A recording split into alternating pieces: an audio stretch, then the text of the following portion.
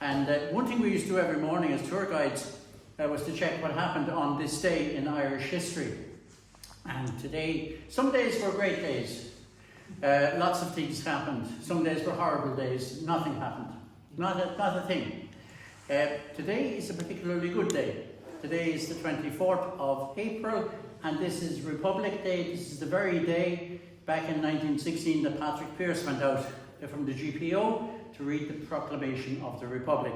So again, we used to do that in Glasnevin because it was always the day that Michael Collins died or Eamon de Valera was born. Sorry for mentioning the two of them together. But it was always something going on in Glasnevin Cemetery related to the people who are buried there. As you know, there's 1.5 million people there, 124 acres on both sides of the road there. So, without further ado, this will be difficult without the slides, but we'll do the best we can. You have an image, I'm giving you again the image of the O'Connell Tower inside the gate there on the Finglas Road. Well, that's where the centre of the cemetery is today, but it wasn't always like that. The original centre of the cemetery, strangely enough, was over at Kavanagh's, the Gravediggers pub. That gate was the entrance, the main entrance to Glasnevin Cemetery. And, you know, over time, they decided to switch. Mainly the death of Daniel O'Connell was the big mover and shaper. When he died in 1847, he was the founder of the cemetery, of course, the chairman of Dublin Cemeteries Committee, among other things. He is such a famous man. So it was decided that they would really pull out all the stops when it came to the burial of Daniel O'Connell. He was buried down at the back of the cemetery at the beginning in the old O'Connell Circle. That's where all the high and mighty of Ireland were buried in those days. But the plan was then to move him out to the very front. And the plan basically was to build a massive round tower, an Irish round tower, and to have a sort of a replica of ancient Celtic Ireland. So, what did that mean? Round tower, Celtic cross, church. It didn't happen overnight, but it happened over time. So, in about 1870, the tower itself was eventually opened, the O'Connell Tower that you're all familiar with. The mortuary chapel was added, very famous mortuary chapel by J.J. McCarthy. Most of the churches in Ireland were designed by J.J. McCarthy. The nearest one I can think of here would be that he had a hand in Our Lady and St. David's in Naas, but that's one of the churches. But basically J.J. McCarthy was your man if you wanted a church in Ireland at the time. So that's what was going on. Anyway, the tower, that was opened by Sir John Power, Power's Whiskey, and there was a time capsule in it. Patrick Byrne was the architect. Then they decided to redo everything in 1870, offices, church, tower, everything, all moved over to the Finglas Road. Getting away from the Gravediggers was a big thing. Problems from day one with the Gravediggers pub. Sometimes people would go in there in the middle of a funeral and forget to come out and forget where the coffin was even. There was days when people arrived and the coffins were stacking up outside Kavanagh's pub and were inside.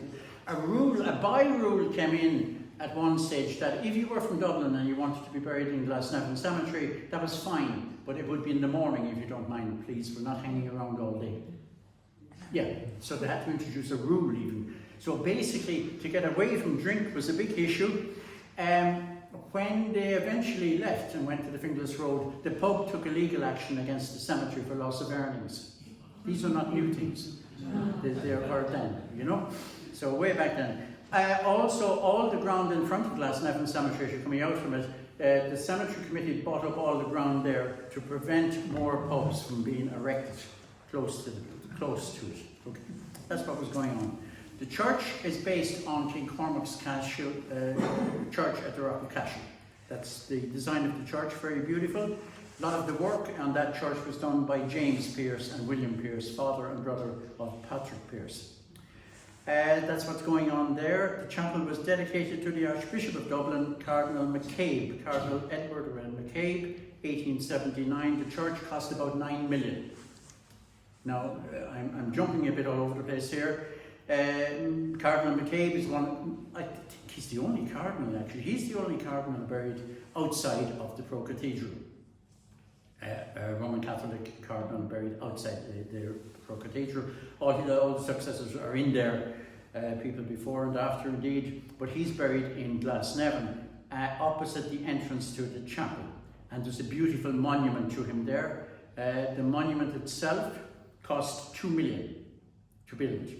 The image of Edward McCabe, Cardinal Edward McCabe, cost $250,000, I think, just the statue of him that's in it. Now, without the slides, it's very hard for me to explain all of this to you properly. But it's an absolutely beautiful monument. And the weird thing about that is that before he died, his last words, he said he wanted to be buried without pomp in the poor ground at Glasnevin. Cardinal Edward McCabe. No one was listening, obviously. All men, no one was listening to Cardinal Edward McCabe. And they spent that amount of money, which was a ginormous amount of money. And is that in today's values? That's in today's money. That's in today's money. 2 million. Yeah, 2 million. Yeah. I mean, it contrasts so much, as you will have seen in the last 24 hours, with the death of Pope Francis last Monday. In his last testament released on Monday, he said he wanted to be buried simply in the ground with one word only on his tombstone, Franciscus, his name, his papal name in Latin, no more or less. So, you know, different people, different things. That's up there in Glasnevin. You don't have to be die outside it to be buried in Glasnevin. Sometimes they were dying in it to be buried in it. What I mean by that is when they were taking down the old church of Walfell on top of a man, and he was buried in Glasnevin. Another day there was a rush there, coming from the canal to Glasnevin. There was a lot of hearses coming, and anyway a horse bolted and one hearse ran into another, and that man was buried there as well, Robert Murray. So, you know, it's different, the circumstances that arise. Jesuits, again, with Pope Francis being the first Jesuit Pope, the Jesuits are very important in Glasnevin and in Ireland. Half the people that did anything in Ireland were educated by the Jesuits, particularly in Clongowes or Belvedere. It's a trend. We see things like that when we start talking about different people. And every minute, Clongowes, Belvedere keeps coming up. But I just wanted to mention a few. There was a man there. There's a big lot of Jesuits buried in one of the Jesuit plots, and they were all chaplains. One man, John Bannon from Rooskey in County Roscommon, he was a fighting Jesuit, and he fought on the Confederate side in the American Civil War. That's the important thing about him. Why? It's unusual to see Irish people, I suppose, on the Confederate side, but he thought that the Confederate South, they were like the good country people versus the industrialized people in New York, the city dwellers. So he saw it as an urban-rural sort of war, and he went with the Confederacy. One brilliant thing, he also led from the front. He didn't just say prayers, he led from the front, and when the going got rough. Also a very unusual thing he did, he was sent by the President of the Confederacy to Ireland to go around preaching in Ireland to try to discourage people, Irish people, when they would leave Ireland and get to America, to stop them from joining the Union Army. So this was a series of missions, if you like, here in Ireland to stop people joining the Union Army. That's what was going on, and he also tried to get papal recognition from the Vatican for the Confederate South. Another man buried there, Patrick O'Mara from, where was Patrick O'Mara? From Limerick. He was a brother of James O'Mara, another Jesuit, and he was widely recognised by the Portuguese for looking after the Portuguese during the First World War. Another man, a man that you all have heard of, Father Francis Brown. You all remember Father Francis Brown. He's the man of the Titanic. His uncle was the Bishop of Cloyne, and he gave the young boy a ticket, a present for his birthday, and that was a ticket on the opening voyage, maiden voyage of RMS Titanic. And lucky enough, starting in Southampton and getting over to Queenstown, which is Cove, lucky enough, he was training to be a Jesuit priest, and his bosses got quite annoyed and sent him a cable and said, "Get off that shit now, please, and get back to work if you don't mind." And that's what happened, and the rest is history. But his photographs, of course, between Southampton and Queenstown survived. Years later, he began doing talks like I'm doing here tonight.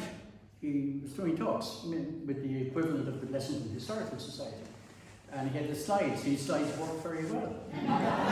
No windows, no nothing. He had slides, right? And he was showing all his photographs anyway.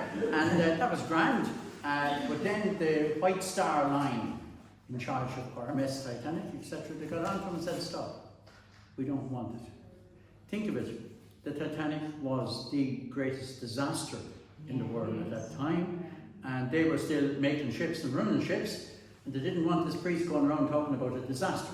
Yeah. So he was told to stop, basically. But he was using a magic lantern, which is why it worked. It worked, yeah. No windows or anything like that, Rory. None of today's stuff. So a great man. And then he also he served at Passchendaele and Ypres in the First World War. He had photographs of that, of course, as well. And then you'll find photographs of every part of Ireland in the collection of Father Francis Brown. So a brilliant man, buried in Glasnevin. He's the man who's remembered for his images. A namesake of mine, Father Francis Gleeson from my own town, Templemore in Tipperary, he's remembered because of an image he was in. Many of you will have seen the image of Father Francis Gleeson giving the absolution to the Munsters before they were annihilated in May 1915. So different, one because of the images he generated and one because he was the priest in an image of the First World War. The other man then, another priest, these are all Jesuits, Michael Morrison from Listowel. All I'd say about him is that many of the people buried in Glasnevin hoped that they would see heaven at some stage. Mainly Christians, not exclusively. This man, he saw hell on earth. He was with an English regiment at the time that Bergen-Belsen was being liberated. He would have gone into that place and he would have gone in there in April, just as it was being liberated. It was holding 60,000 people when it was designed is the bad word, for 10,000. There were 13,000 bodies piled in front of him when he went in. One of those bodies he wouldn't have known. It would have been a young Berlin-born Anne Frank, associated more with the Netherlands, of course. At the time, there was another, it's hard to imagine, there would have been another little boy there that day, a 10-year-old boy called Tommy Rechtenthal, who you've all heard of, is a Holocaust survivor living here in Ireland now. So he's definitely saw hell on earth, and that's Michael Morrison from Listowel. He was never the same. He was never the same again, basically, after coming back from there. Another man I'm going to mention, some of these people you'll have heard of, some of them you won't have heard of. O'Kelly, James Joseph O'Kelly. Now there was a man with that name who was a TD in the First Double, but this goes back much earlier. This man was a friend of John Devoy. And he would have, as the schoolboys in Dublin, when Devoy's family had to move to Dublin, he would have worked with Devoy in Dublin. Like Devoy, he joined the French Foreign Legion. He was an IRB arms agent over in Britain. But most of all, he was a journalist with the New York Herald.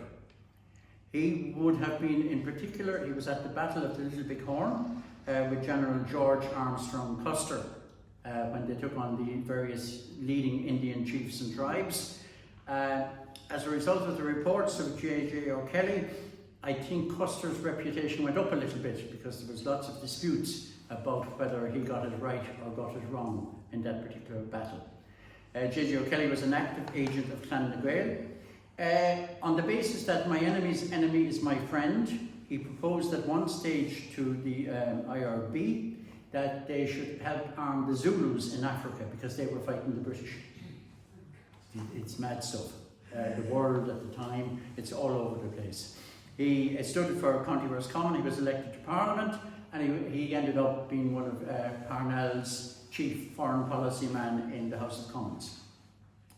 Anyway, he worked as a London correspondent of the Irish Independent. He sort of fell out with Devoy then because he recommended that Irishmen should support Britain in the First World War. And of course, Devoy didn't, so they parted on that.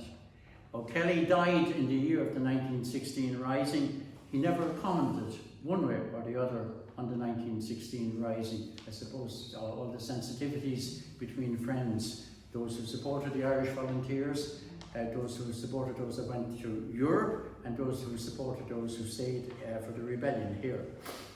Here's a name for you that you might never have heard of. By the way, this is a tour that they do in Glasnevin, and I introduced the first one there. And we keep away from Michael Collins and Damon De Valera, and we go and look at different aspects of life.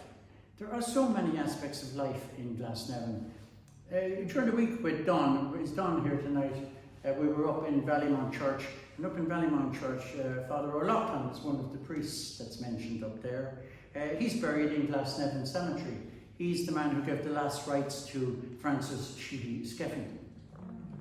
So it's just behind every person up there, every plot of land, every grave plot, there are stories. Shane McTomash once said to me, we all know about Eamon De Valera and Michael Collins, Paddy. He said, it's the stories we know nothing about, they're the fascinating ones, you know? So that's what's going on. Anyway, Edward Frank de Groot. Anyone ever hear of de Groot? Dutchman, cabinet maker, Dublin, yeah. Went off to Australia, off he went. Served on the Western Front in the British Army, furniture designer. Did a big refit of David Jones shops across Australia, grand. Then became a fascist, before the word fascist was even invented, he was a fascist, with a guy called Eric Campbell. Anyway, the 19th of March, what are they doing? The biggest building development in the world is about to be opened in Australia. What am I talking about? The other one. No, not the Opera House, the other one in Sydney. The bridge. The bridge was about to be opened, and it was about to be opened by the Prime Minister of New South Wales. Anyway, de Groot from Dublin, he didn't like the Premier of New South Wales. He was also a monarchist, a royalist, and felt that really, you know, it's not some jumped up local Prime Minister of some Australian state, it should be a representative of the monarch. So anyway, he gets an old horse. He had access to horses, and he puts on his uniform, and just as they're about to cut the ribbon, out he jumps on the horse and the sword, and he opens the bridge on behalf of the decent and respectable people of New South Wales. Yeah. And ever afterwards, if you asked anyone in Australia, what does a de Groot mean? That means a massive practical joke, practical prank. So that's de Groot out there. Frank Stoker would be the next grave that we would visit on this tour. Frank Stoker, a tennis player with Joshua Pym. The two of them won the men's doubles in 1890 and 1893. Back at that time, a woman from Clonmel, County Tipperary, Lena Rice, she won the women's singles in Wimbledon. And an Irish man or woman hasn't won since. Just shows you how big the tennis was in those days. Fitzwilliam and Wimbledon were sort of hand in glove and very close, and they were the old clubs, tennis clubs of the time in the world. Now, one story I want to tell you, and it is about stories really. It's the Phoenix Park murders. The Phoenix Park murders. I'll let Paul keep going there. The murders, as you know, people would call them murders or killings. If you're talking to someone who was a member of the Provisional IRA, they would say killings. If you're talking to someone else, they would say murders. Doesn't matter, the people were brutally killed in any event. And the two people who were killed, of course, were Lord Frederick Cavendish and Thomas Henry Burke. And whenever, as most of you will know, when I mention the name Cavendish, we're talking about the Devonshire family, the most powerful family ever in Britain, probably still to this day. And the other man who was killed, so he was the Chief Secretary for Ireland, and the other man who was killed was Thomas Henry Burke, who was the top civil servant at the time. So that's where Glasnevin comes into this, is that the people, Burke himself is buried there. Half the people involved in the Phoenix Park murders are buried there. The plotters, the police who were involved, just every aspect of the story. In fact, the only one that's not there, to be honest, is Lord Frederick Cavendish. So that was the killing in the Phoenix Park. They were driven to the Phoenix Park. Who was telling me? Teresa, isn't it? You were telling me that your grandfather was a Jarvey. Oh, yes, that's But right. you're okay. This is the Jarvey I'm going to talk about, but he's not Teresa's grandfather, okay? This was Skin the Goat. You've heard of Skin the Goat. And he was the man who drove the cab and drove the assassins to the Phoenix Park that day and from the Phoenix Park. I think he's called Skin the Goat because they think that a goat was at the harness and the equipment around the neck of the horse one day, and he stabbed and skinned the goat in a rage. Someone else said he did it for a bet. He was a terrible man, a terrible looking man as well. Anyway, he got 15 years for driving that cab. So he's buried there, and big monument giving his part in the Phoenix Park killings as well. One of the people who was killed, let me see. I'm just checking something here now. Henry Rolls was one of the people charged with that killing. He died in prison. And someone was reporting on it in the Irish Times, and he was saying Carey, who was the main leader of the Invincibles, he was right beside the Rolls grave. Brady's family were buried beside it. Joseph Daly and Cox, who were policemen killed by the Invincibles, were a few feet across the other way. Thomas Henry Burke is back the other way. Patrick O'Donnell, there's a monument to him. He killed Carey as Carey was trying to get to South Africa to escape. So all interlinked. They're all buried within feet of each other. The entire story is there basically about the Phoenix Park murders. Skin the Goat was from Ferns down in County Wexford. One thing I want to mention about that is this. The impact of the Phoenix Park murders is often underreported. Lord Frederick Cavendish's wife was she was a niece of Gladstone's wife, okay? So her mother was the sister of William Ewart Gladstone, the British Prime Minister, his wife, okay? So very important. When Lord Cavendish was buried at Edensor after the killing, 300 plus members of the British House of Commons attended. It was massive. You don't get 300 members of a British Parliament attending anything except in very rare situations. His brother had been Chief Secretary as well some years earlier and had survived. Lord Cavendish walked that day. It was the first day. He had just arrived in Dublin that morning. And having met the Under Secretary and others at Dublin Castle, he decided madly to walk to his residence in the Phoenix Park. Absolutely crazy stuff, because there was a lot of tensions and a lot of killings at the time. And Burke was passing in the carriage and saw him and decided to offer him a lift, desperate. The Invincibles were after Burke. They didn't even know who Cavendish was. But because the two of them joined, it's all what ifs, then poor Cavendish was in big trouble. The residence of the Chief Secretary is today, it's the residence of the American Ambassador in the Phoenix Park. Deerfield Lodge, opposite Orson Drone, what was the Vice-Regal Lodge.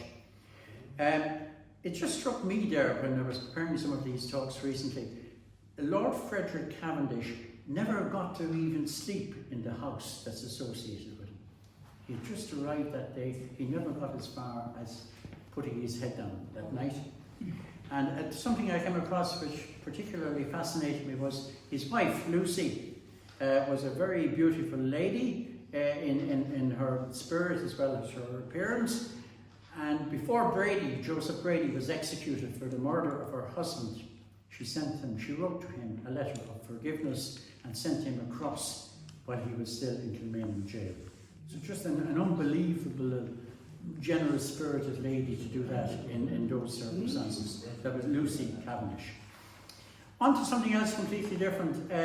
There's one slide of which I can't show you tonight, but there are 4 crosses in a place in Glasnevin Cemetery, and they're all identical. And the reason for the 4 crosses is that they remember 7 people who were killed in the tenement, the collapse in Church Street in 1913. 2 buildings collapsed. The buildings were in an awful condition, and basically one just collapsed, and the people in the other house, they got out in time as it came down. 7 people were dead, 100 rendered homeless. They were all residents of one building, number 66. The story, I suppose, that comes out of that is one of heroism. One of the young boys, 17, he rescued most of his family, and he went back in at the last minute to rescue his young sister, and no, neither of them came out. So just a horrible that the way an individual family was affected. At that time as well, as his mother arrived for the funeral, she collapsed at the grave, into the grave. It was just unreal times. And you know, you've had all the big funerals in Glasnevin over the years. Daniel O'Connell, Charles Stewart Parnell, Michael Collins, you name them, Tomas Ash. But this funeral was as big as any funeral for these ordinary people in Church Street. And it was a month after the lockout of 1913, of course. The death rate at that time across the world, the number for 1913, in Moscow, 26 people, that was the average rate per 1,000 who died in a given year. In Calcutta, in India, it was 27. And in Dublin, Ireland, it was 28. It was that bad. Things were that bad at that time. Strange occurrences, a bird in Glasnevin. Yeah. What happened with the bird in Glasnevin, we had big round towers, 7 towers around the cemetery, armed guards to protect against body snatchers who would rob bodies and sell them for a couple of pounds at the time. Anyway, one night, James Norton was there in his tower, and he had served in the British Army. Most of the constables, etc., would have served in the British Army at some stage, obviously, given the time that was in it. And he saw a bird up in the tree, anyway, a lovely coloured bird, and he decided the only thing to do was shoot rapidly, kill it. The right thing to do, of course, as a soldier. What else would you do? There was a bird, and there was even him with a gun, you know, so you kill the bird. But anyway, it was a very expensive bird, and a big law case ensued against Glasnevin Cemetery for this very priceless macaw bird. Fogarty's in Artane owned it. And the cemetery hired Hugh Gagan, lawyer. He became our first in the Free State Attorney General of Ireland, but they had him on the books and everything, and they came to a settlement. But sure, it all ended up bad. They got a new bird for Fogarty, and that bird then escaped, and it ended up flying into a turkey coop up in Artane, and another bird gone. Anyway, that's what happens. Now, people being buried, are they being buried? 1858, funeral arrives in Glasnevin, the funeral of Maria Higgins. Very sad day. Young woman, I think she was about 58, 59, and her husband was in an awful state, and big funeral comes in, she's buried, there she is, that's it, done and dusted. But then 2 years later, a solicitor's office in Nassau Street, in she walks, hale and hearty, not a bother in her. Yeah, so she had been living in a basement in Haddington Terrace in Dunleary, where her husband had sent her down there for a little while to hide out, and it was a scam basically. She was left money, but the money was only going to her on her death or to her beneficiaries, so the only thing was they needed to get the money quick, so the only way was to fake the whole funeral. And as far as we know in Glasnevin, she was the only person that was entered in the records twice, but only died once. That's Maria Higgins, but yeah, drink entered into it too. They got a doctor who was very fond of the old Jameson to fake the certificate, you know, that's what would have happened there. There's a lovely monument in Glasnevin at the Sea Point tragedy. James O'Connor, anyone ever hear of James O'Connor? Member of Parliament for West Wicklow, born in the Glen of Imal. Lovely man, lived out in Sea Point. Anyway, his wife and daughters picked mussels one day at the end of the garden, and they cooked them, and they all died. It was horrible. The mum and the 4 daughters died, 4 out of 5. One girl didn't go, she wasn't allowed to go that day, she had done something else wrong, some misdemeanor, minor thing, but everyone else died, for even the mussels were infected with something, with sewage or with something down there. So that was a big day at the time. The girl who survived was Moya O'Connor, and Moya, she went on to be very, very close with General Michael Collins. Very, very close with Michael Collins, I'll say no more. And also she translated Fehiblinek Foss from Irish to English, written by Emerson O'Sullivan. So James O'Connor then died 10 years later or so, and he's laid to rest with his wife and 4 children. But it's the most beautiful monument with the wife and the 4 angels representing 4 children. Armstump, the old O'Connell Circle where Daniel O'Connell was buried at the back of the cemetery, there's about 50 or 60 vaults there. For example, Michelle Rocca's family bought one there when I was there, and then poor Van Morrison came along and he bought another one, but he wasn't to know what was going to happen because they're no longer together, but the vaults are. Sorry, are you all with me? Yeah. You're following that? It gets very complicated. It's a bad thing to spend too much money on funeral arrangements when you don't know what's going to happen the next day. Okay. Anyway, but down there, back in the War of Independence, one of the dumps, the IRA went in and they used it as an arm stump during the War of Independence. And that was fine, The sad thing about that is we don't know what they did with the body that was in the coffin. But anyway, but they used it as an arm stump. And then during the Civil War, the problem was both sides knew about this arm stump, right? And the Free State went to Glasnevin. They arrived up one day to collect the arms, but too late, all gone. The other crowd had dawned, it had dawned on them, they better get the arms out of there quickly. Statues, there's a beautiful statue of every year in Glasnevin. There's one statue by Sir Thomas Farrell, it's called Sursum Cordel, Raise Up Your Heart. And it's an absolute work of art, and it's in a cemetery. You know, it should be in a museum, not exposed to the elements, but Sursum Cordel is there.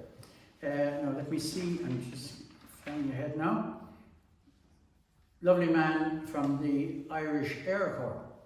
He started off with the Royal Flying Corps, Oscar Hearn from Banbridge in County Antrim, and he was a very famous pilot during the First World War. If the Germans had the Red Baron, Ireland and Britain had Oscar Hearn. He was just an amazing, his record is unbelievable. The number of planes that he shot down, over there someone, before the end of the war, he shot down in 6 months 13 aircraft in 6 months. So just an amazing man.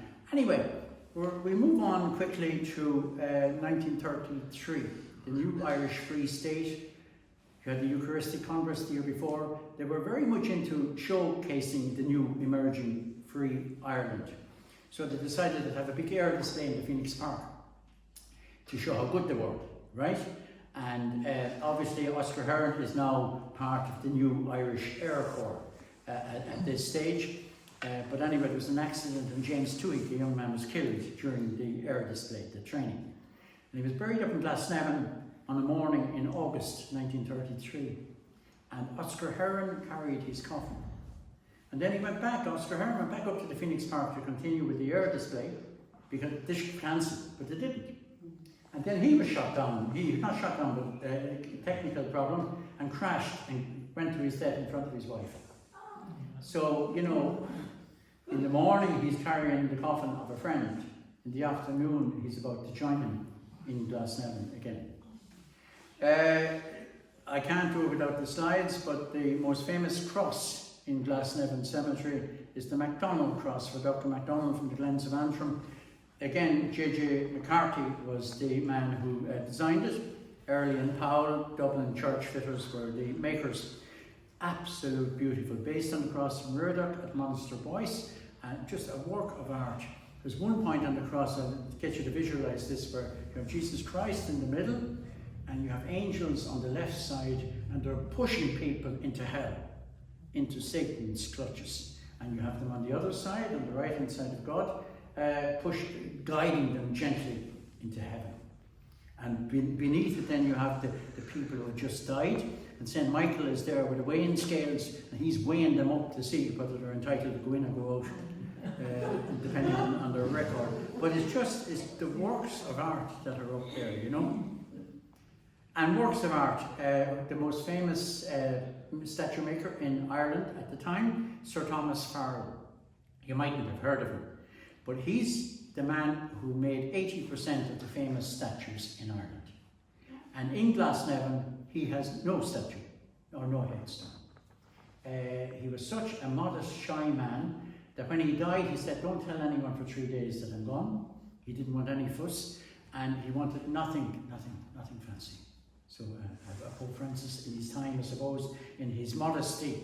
But anyway, most of the statues in O'Connell Street, all the statues of the cardinals in the Crow Cathedral, they're basically him. William Smith O'Brien in O'Connell Street, Lord Ardelon in Stephen's Green, the bottom of the Wellington Testimonial in the Phoenix Park, every one of them, Sir Thomas Farrell. And the only point I'm making is that the man who made all the monuments, there's 3 beautiful monuments in Glasnevin.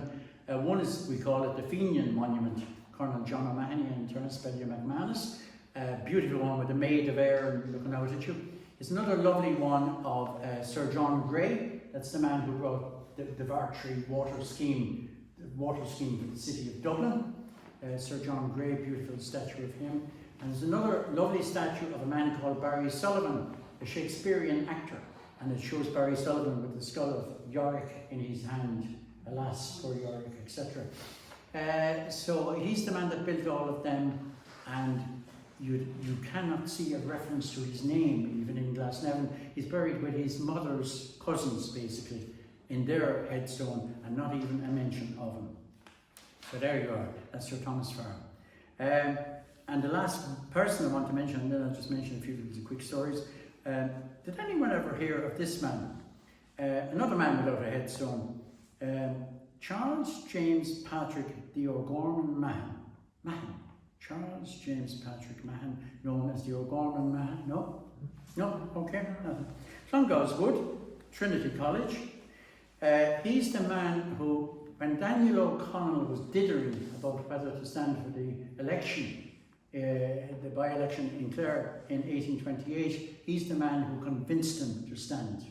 Okay? So that was his main claim to fame.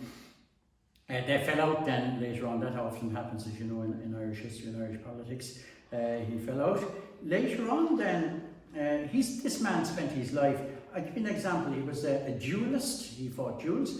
He was an adventurer and a reporter. He went all over the world. He went and served under Louis Philippe. He fought the Arabs in Africa. I'm just doing, I have a list here because you couldn't remember this stuff.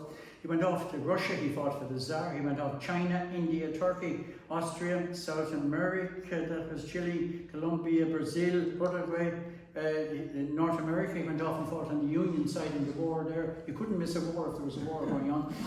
Prussia, he went off, he became a friend of Bismarck. Anyway, then Parnell. Now we're into the era now of Parnell, after O'Connell. He introduced Parnell to a man called Captain William O'Shea. And indirectly to a lady called Catherine O'Shea. And the rest is history. You know, what if he hadn't bothered introducing? Things could have taken quite a different turn, you know. So you just don't know the what ifs. And you know, they're the few people I wanted to mention. I want to mention one or two customs in Glasnevin now to you. But it's strange, you know, the O'Gorman man, he has no grave. Ennis, because he was from Clare, Ennis and Clare County Council were talking about doing something, but he's just buried there in a piece of earth, just inside the cemetery gates. Who else did I say? Sir Thomas Farrell, the famous sculptor, he has nothing. A lady who was killed, am I okay there, Paddy, on the clockmeter? Yeah. A lady who was killed, I might mention her story here to you first actually. A lady who was killed in Dunleary. Her name was Charlotte Foley. Charlotte Foley. I'd never heard of her. I'm sure you've never heard of her, right? But what happened with her was, it shows you how life, big life on the European stage, you can then translate down to life in a family in Leinster Road in Rathmines. So try to see the local and the global and the interface between the two. But what happened with her? She was told that her brother Christopher was dying in France after being wounded in the First World War. So off she goes with her husband Thomas over to visit him, and they got on board the mail boat, the Royal Mail Ship Leinster, Dunleary. Okay? We're October 1918, and just as that went outside the harbour, that was torpedoed by a German submarine, sank rapidly, 500 passengers dead. Okay, including those two. That couple, Charlotte and her husband Thomas, They left 10 children behind. She too is in an unmarked grave in Glasnevin. Her brother died a few days later. Then she was buried in Glasnevin without even a headstone. I can never understand, and when I say something here now, you'll find it even harder to understand why there is no headstone.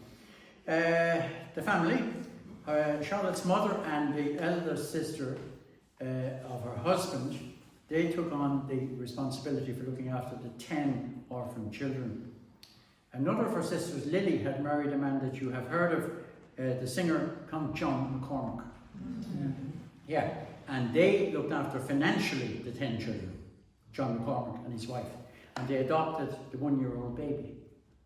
So it's just a story, and you know, I've gone to that spot there looking, and do I see anything? No, just a piece of earth in Glasnevin, and nothing to tell you the story that's behind it. Customs, I don't need notes really. That they may face the rising sun. Why is that, do you think, anyone, folks? Why are people buried facing east, generally speaking, in Christian cemeteries? And by the way, it doesn't matter if you're walking in a cemetery and the headstone, you know, is facing west, that you can still have the person, of course, buried facing east. Generally speaking, Christians are buried facing east. Why is that, folks, anyway? The rising sun. The rising sun, a pagan tradition, and then also the Christian tradition that when Christ comes again, he will come from the east, from Jerusalem. Yeah. So in Wales, they would call the east wind the wind of the dead man's feet. So the movie was quite good, if any of you have seen it, based on the book by John McGahern.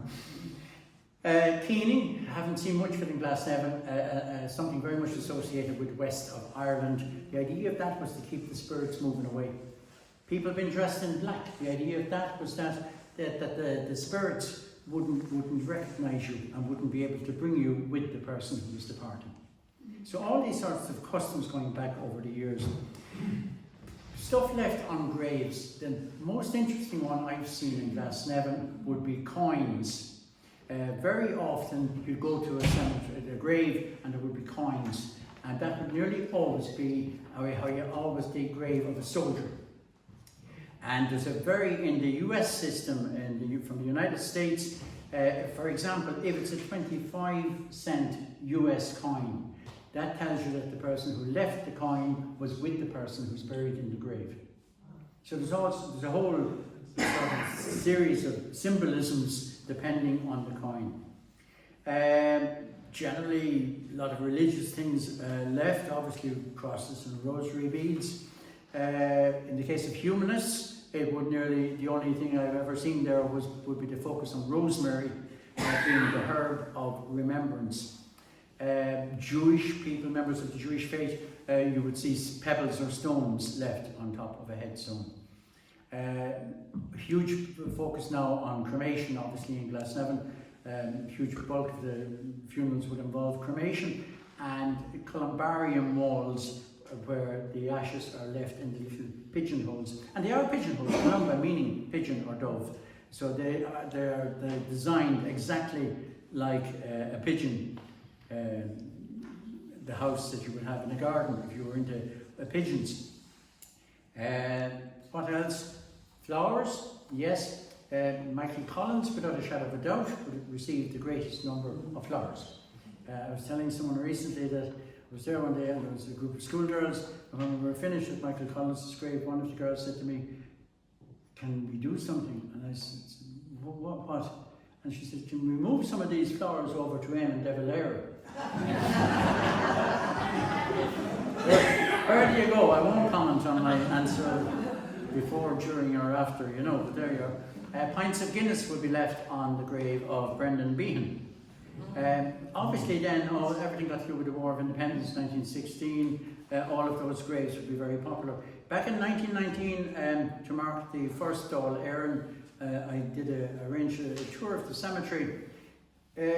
74 members of the first Dáil, 74 out of 103, were elected for Sinn Féin in 1918, the original Sinn Féin, including people like Collins and De Valera and all of them.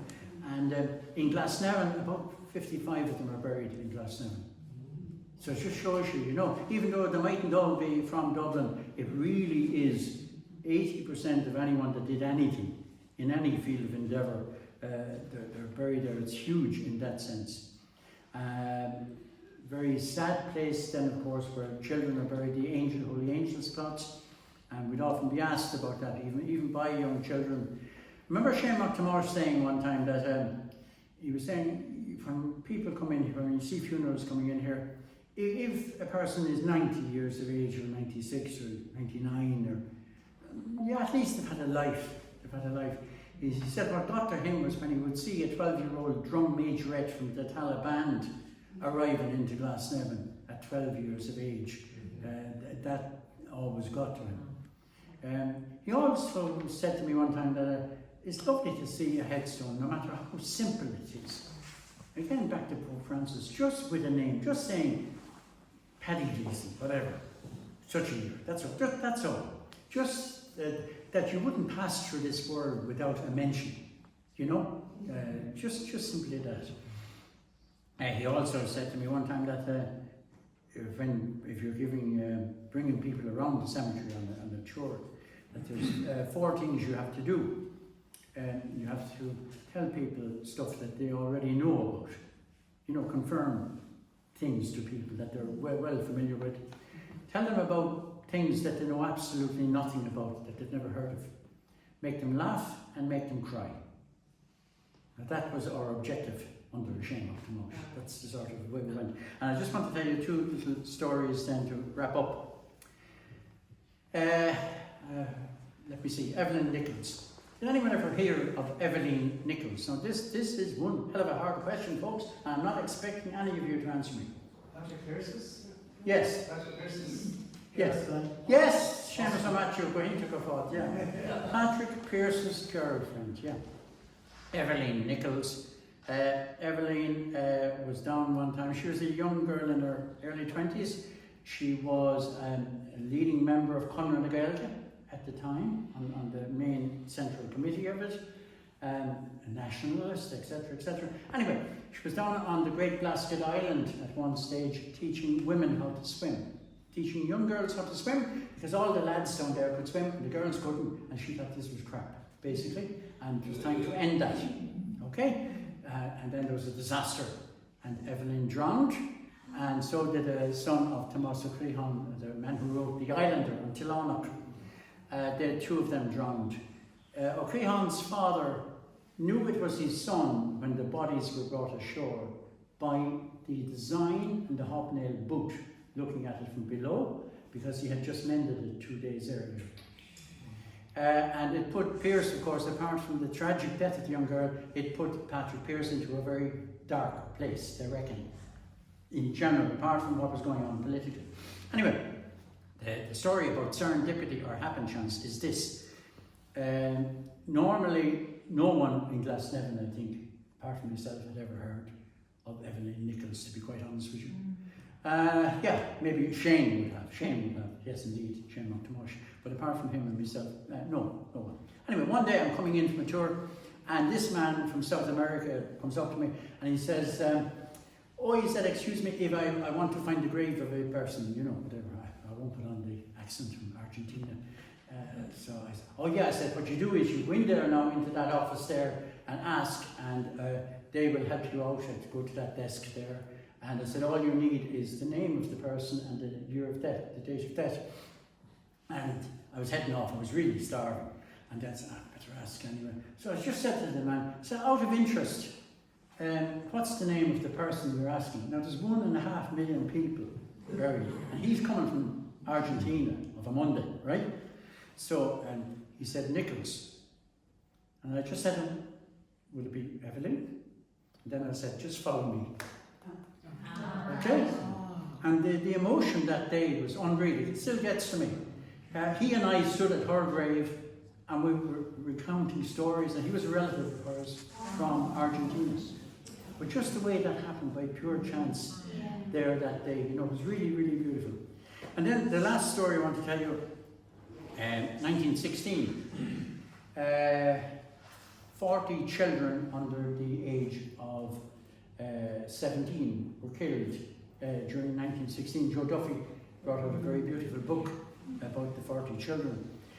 Anyway, back in 2015 I was researching some of the graves of some of those children, and one day I went up anyway and I was particularly fascinated by the story of Madge Veal, a 13-year-old girl from Haddington Road in Ballsbridge, and I think it was the Wednesday of the rebellion in Haddington Road. She went upstairs and she was dressed in a green tunic or shirt. She was very tall and she borrowed her brother's binoculars to look out the window. But now, this is the scene of chaos. The Battle of Mount Street Bridge is down the road. The place was in chaos. British soldier looks up and what does he do? Shoots her dead. I would have done exactly the same in those circumstances, absolutely. He thought this is a volunteer about to shoot him dead. Anyway, I was telling this story at the grave of Michael Collins in 2015. I don't know why I was telling the story. This is serendipity at its best again. I don't know why I was telling it at the grave of Michael Collins, because his story is not particularly, he was involved in 1916, but you don't associate him with that in particular. Anyway, I'm telling the story. Next thing is this woman, there's about 100 people in front of me. This lady, she said to me, do you mind if I say something? She said, oh God, I said, here we go. This is very, very posh accent. I said, I'm in deep trouble now. I'm after saying something that's after upsetting someone. I'm after using the wrong word or pronoun or whatever. And she said, you're talking about Madge Veal. Yes, I said, yes. She said, Madge Veal that lived in 56 Haddington Road. I said, yes, 56 Haddington Road. Well, she said, we live in 56 Haddington Road. And on the mantelpiece, in a small silver container, are the ashes of Madge Veal. Oh. And you could have cut the air that day, you know. Just I never mentioned Madge Veal ever. And the one day I mentioned it, that lady is standing in front of me. I think the people thought the place was spooked, you know. And later that day, I remember saying to the boss at the time, George McCulloch, that next year, let's remember the children who are buried here. Thank you.